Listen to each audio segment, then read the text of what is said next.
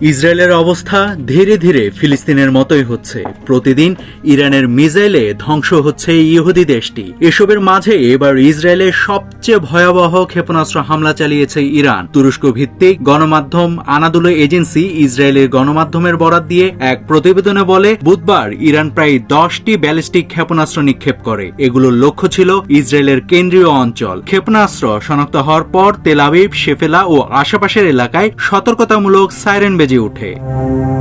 প্রথম হামলার পর মধ্য ইসরায়েল, উত্তর এবং জেরুজালেম এলাকার দিকে আরও ক্ষেপণাস্ত্রর উৎক্ষেপণের খবর পাওয়া যায়। এ সময় বিস্ফোরণের শব্দে আতঙ্কিত হয়ে পড়ে ইসরায়েলিরা। যেহেতু ইসরায়েলি প্রশাসন তাদের গণমাধ্যমে কোনো ক্ষয়ক্ষতির খবর প্রচার করতে দেয় না, তাই এখন পর্যন্ত কোনো হতাহতের খবর নিশ্চিত করেনি তারা। তবে ইসরায়েলি গণমাধ্যমের খবরে বলা হয়েছে, বেশ কয়েকটি এলাকায় ইরানি ক্ষেপণাস্ত্র আঘাত আনার খবরে উদ্ধারকারী দলগুলো সেখানে পৌঁছায় এবং উদ্ধার কার্যক্রম শুরু করে।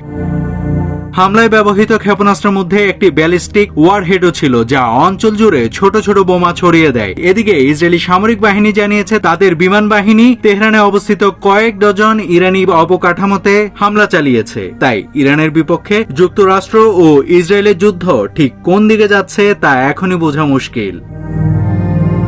নাভিদ হাসান, সোনালী নিউজ।